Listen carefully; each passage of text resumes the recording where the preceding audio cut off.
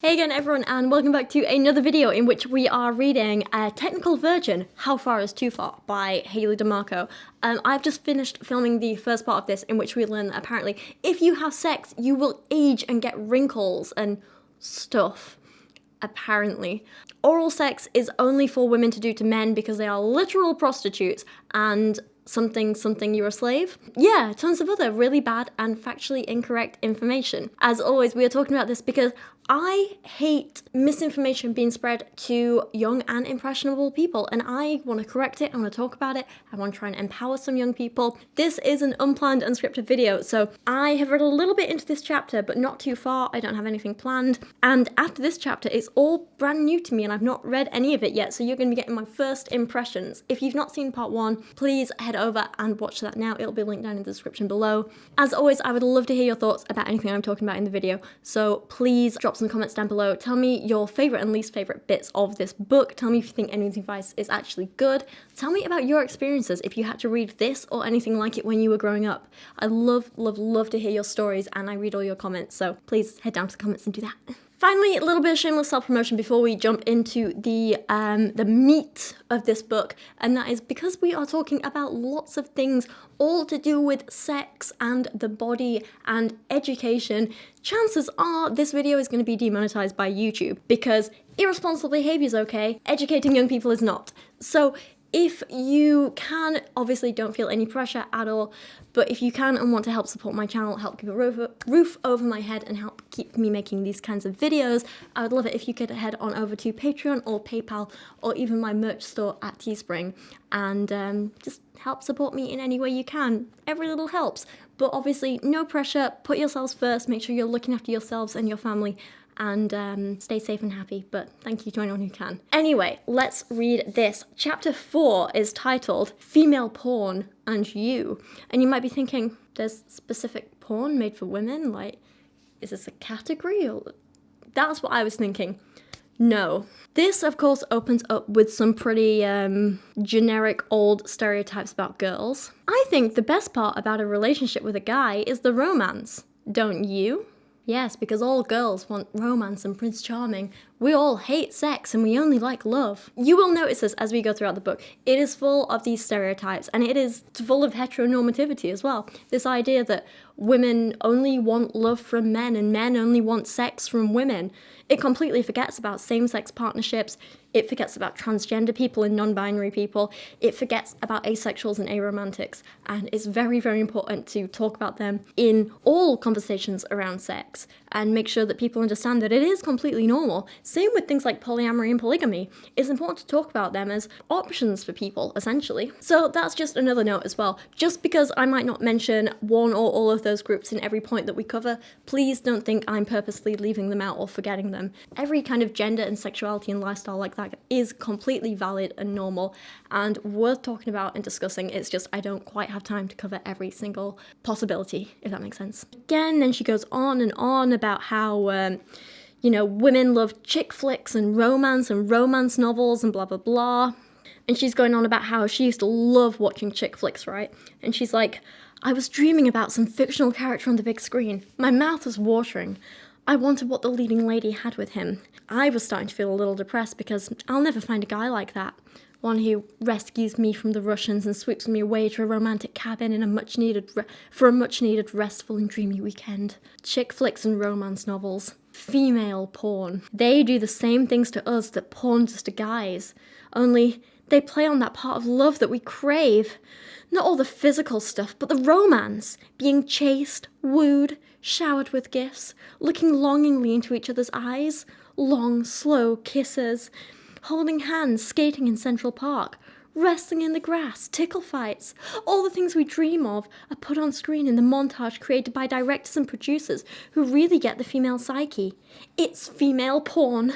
This is so ridiculous. One, assuming that there are women who don't like porn, like actual porn in the same way that guys do, is ridiculous. The idea that all women want this like romantic, lovey whatever is ridiculous. Not everyone wants that. Hi, gorgeous girl. Cupie Bear. You want to come up and say hi? What do you think, babes? Does Hayley DiMarco have a point? Oh, I see. I know, right? Who needs a man when you got a Cuba? I love you so much. Alright, I got a pickle on my knee. Let's continue. So apparently we shouldn't watch chick flicks or read romance novels because guys won't live up to our expectations of the perfect leading man, and then we'll complain. Wow. Hello.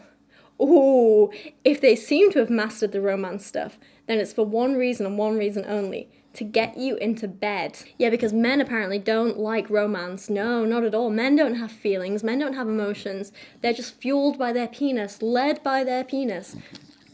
Shh, you're too young to hear the word penis. It's ridiculous. Not only is this objectifying women and making them into objects and commodities, as we saw in the first part, but it's completely reducing men to a one-dimensional stereotype where they barely seem human anymore. This is so ridiculous. The gender differences between men and women don't go this deep. Like, yes, there are some differences in men and women, but on the whole, there are more differences just between individuals. There's not this big gender divide where all women want this and all men want this. And once again, she's forgetting about transgender people and non-binary people. Female porn does the same thing to our minds that male porn does to a guy's mind. It deludes us by creating a fantasy person who isn't real and was never meant to be. I'm not trying to be harsh here. I just want you to see that what you put in your mind determines what comes out of your life. And God's words make it clear that we are to maintain our purity. If that requires that we abstain from daydreaming about romance, then so be it. Oh my God. And then she has another Webster's Dictionary defines about romance. Chapter 5 is titled Guys Want Sex, and what we were just saying about men being reduced to this ridiculous one-dimensional stereotype, I am gonna guess is perpetuated throughout this entire chapter. I don't know, let's have a read. I said it before and I'll say it again, guys want sex. You might think this is such a cliche, not all guys are like that, they don't all go for the physical, but I've never found any man or a group of guys who would dispute me. Sure, a guy might tell you it's not true, and they really have no sexual cravings at all, but he'd be lying to get what he wants, sex. That's the thing, it's not just a guy thing. With the exception of asexual people, most people want sex. It's a natural human thing and not something to be ashamed of, and it is definitely not just a male or man thing. Women want it too, and that's nothing to be ashamed of. You might think you like the physical just as much as the guy, so he's not pulling anything over on you. Stop. Not true. A guy wants sex for the sex. Period. The end. His urges want to be satisfied, but us girls are made different. Sex isn't something we can have and then forget. Well, that's just not true at all. We give up the inner parts of ourselves to a man. God made us a little different. He made us more sensitive and vulnerable. He made us bond through sex. We give up the inner parts of ourselves to a man. We feel a connection like no other when we have sex. Guys might say they feel a connection, but they don't feel it to the same degree we do. This is so ridiculous. This is not a male and female thing. I feel really sorry for this woman because clearly she's right in this. Maybe her husband, what was his name again? Michael DiMarco, the guy who writes the version of these books for guys. Clearly he's not got this kind of connection with her, and so I feel really sorry for her. But I know plenty of men who can't have sex without this deep emotional connection with someone, or who don't want to. I know plenty of men who have this deep emotional connection with women or other men. And I know plenty of women who don't, who to them sex is just sex. Again, it's not a male-female thing, it's just an individual thing. Everyone is different and there's nothing to be ashamed of, no matter how you feel about it. If you do just want the physical stuff, or if you do just want the emotional stuff, or if you want both, neither is better than the other or worse than the other. They're all fine as long as it's what you want and what your partner wants, as long as you two are on the same page and no one's getting hurt. It's fine. Don't be made to feel shame. If I can imagine a girl who might be like, say, aromantic but isn't asexual might read this and come away feeling like there's something wrong with her. There's not. Not at all. This book is what's wrong. Girls make a mistake when they think that sex will keep a guy around. Because it bonds her to the guy, she thinks it bonds him to her. That's not the case. This I do actually agree with. I know some people who try and use sex as like a bargaining tool to kind of like keep people around, and that's not healthy. Sex should be a mutual thing that you both enjoy, not something to bargain with. If someone doesn't want to be with you, sex isn't going to change that. And if they don't want to be with you, you deserve better than to keep trying to be with them, you know? Go and find someone who does want to be with you and who will appreciate you as much as you appreciate them. It should all be about mutual feelings. Oh, for God's sake. When it comes to guys and sex, you have to be careful because they can completely ruin your reputation if you allow them. And the way you allow them is by giving a hint of your sexual immorality. That is, by fooling around with lots of guys or dating one particular guy for a long time. God's sake. The trouble with this last scenario is that you start to play house and act like you're married. Pretty soon, people start to think of you like a married couple. And married couples have sex. So either way, you run the risk of ruining your reputation. Beware of how guys think and talk about sex. Oh my God, it's so ridiculous.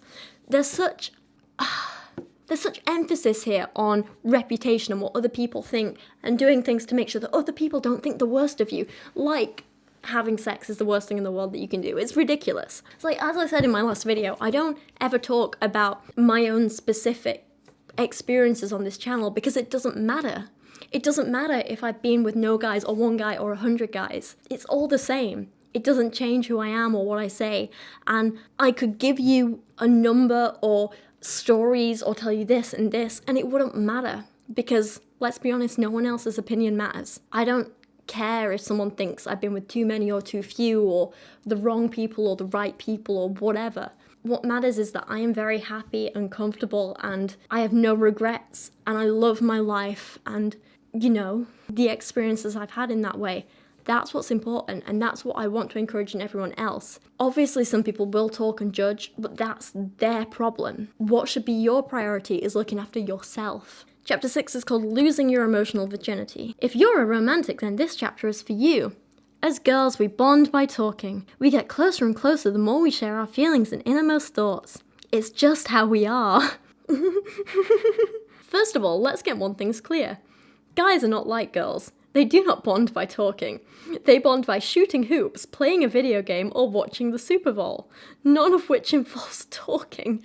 For them, talking is a foreign concept created by little foreigners called girls. I don't think Hayley DiMarco has ever had a conversation with a man. Not even a husband, apparently. Oh my God. Some of my best friends in the world are men, and we spend such a long time talking and hanging out and bonding, you know, because I love them as people. And I am like 99% sure that they just love me as a person too. They don't spend hours talking to you because you're interesting. They spend hours listening to you because maybe, just maybe, it might lead to something more. Shall we say, something physical? A lot of girls scream in protest when I say stuff like this, but it's true. Ask any guy on the planet, and if he were to give you an honest answer, he would say that what he wants most out of a girlfriend or a date isn't deep, intimate sharing, romantic notes, or cozy dinners. What he wants is some sort of physical payoff. Alright then. So, what about my friends that I've had for, like my friend Ian? He's probably one of my favorite people in the world, and he's one of my oldest friends at this point. We met in like my second year of uni, and we have spent hours just like talking and giggling together and drinking wine together and getting drunk, and that's it. That's it. Neither me or Ian are interested in each other like that. Nothing's ever happened. Like, if it was going to, it's had a chance to happen, you know? We've been alone. We've been in the same house. I think at some point he's definitely like slept on my sofa before, like when we've been out drinking. Yeah, if anything was ever gonna happen, it could have happened. There's definitely been times when I've been like ridiculously drunk and he's had to like, not carry me home, but you know what I mean, like he's made sure I got home safely. If men were like Hayley thinks they are, Ian would very easily have taken advantage of me and tried something on with me when I was drunk or when I was a little bit more vulnerable or when I've been emotional and crying to him, you know. But he hasn't, because he's a decent man. He's a good man. He's my friend. He cares about me as a person, not just as an object with a vagina, you know? For God's sake. You miss out on so much of life when you reduce people to these absolutely ridiculous stereotypes, you know? Chapter 7 is called Sexual Activity Leads to Depression. And now someone who has had issues with clinical depression in the past, as well as anxiety and stuff like that, I can objectively say sex did not lead to my depression. What led to my depression was an imbalance of chemicals in the brain. That's it. Abstaining from sex did not stop me from getting depression. medication and therapy did. Having sex did not make me more depressed. Being on the wrong medication did. Have you been feeling kind of depressed lately? Really want a guy, but no perfect guys to be That's not depression, that's craving a boyfriend. Ugh. One study of 8,200 adolescents aged 12 to 17 found that those involved in romantic relationships had significant higher levels of depression than those not involved in romantic relationships. That was from a study from the year 2000. I've not read the paper, but maybe I can look it up when I'm editing, and if I find anything interesting, I'll let it on screen now.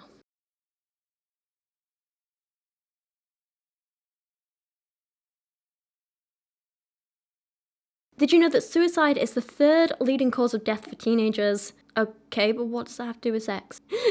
This is so funny.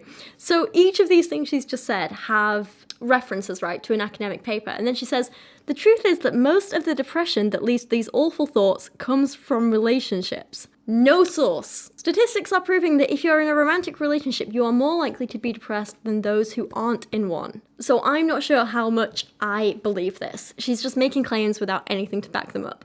I always thought it was depressing not to have a guy, but the truth is it's more depressing to have one. Oh my god. Earlier she makes this statement with a source that says, 1/3 of adolescents has thought of killing themselves. So let's say 33% of teenagers have suicidal thoughts. And then she says, a full quarter of teenage girls who are sexually active report that they are depressed all, most, or a lot of the time. And that also has a source. So I imagine if 1/3 of adolescents have thought of killing themselves at some point, that means more than that are depressed. I'm pretty sure this means that out of all the teenagers who are sexually active and all the ones that aren't, there's a lower percentage of those being depressed. Wait, no, we don't know this for sure. No, we don't know. Okay. So to me, this would imply that there is a smaller percentage of sexually active teenagers who are depressed than all teenagers who are depressed, right? I mean, we don't know it for sure, but that's kind of what this implies. So she's kind of twisting the results, but we don't actually have the stats in front of us here to say one way or another. She's just running with her narrative anyway. I don't know if that made sense. I'm confused. Anyway, point is, I don't believe her. According to Dr. Meg Meeker, a doctor who treats all kinds of sexually active young girls in her practice, one of the major causes of depression is sex. Teenage sexual activity routinely leads to emotional turmoil and psychological distress. Try to look at the source for this, and all it says is Meeker Epidemic 63. That doesn't give me a lot to go on to look up that reference. I'll look it up online, and if I find anything, I'll pop it on screen now.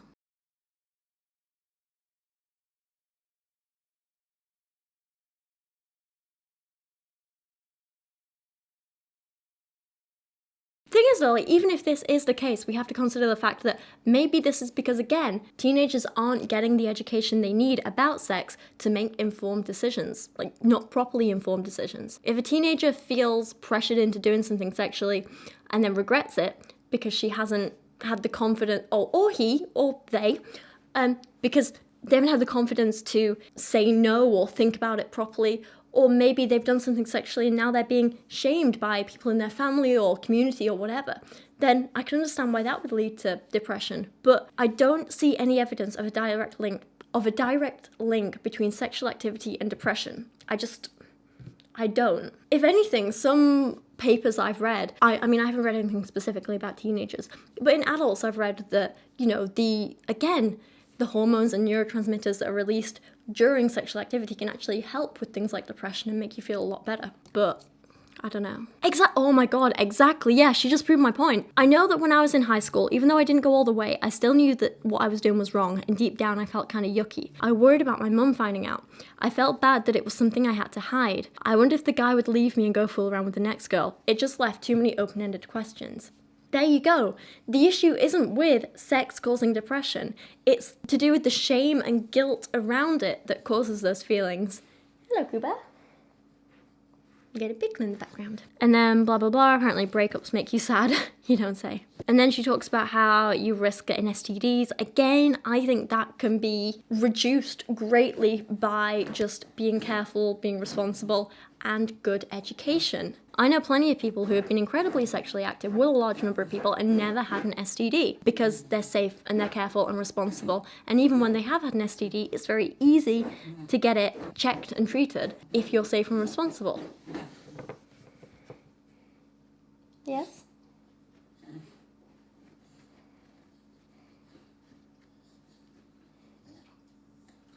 Hello. I love you. Did you know STDs are also linked to depression? Again, I'd like a source on that, please. Of course it makes sense, getting a disgusting disease that hurts like heck, and you're gonna feel pretty down. So it goes like this: fool around and get STDs and get depressed. Yay, how fun not. This is seriously gross and yucky stuff that even important people like doctors are trying to figure out. Do not shame people for getting STDs, because that's why people avoid going for treatment. That's why people avoid getting tested in the first place. When you say they're gross and yucky, no, they're not. I mean, yes, you want to avoid them. Yes, they can be gross and yucky, but it doesn't make you gross and yucky for having one. It's one of those things that everyone wants to avoid and everyone tries to avoid, but sometimes you don't.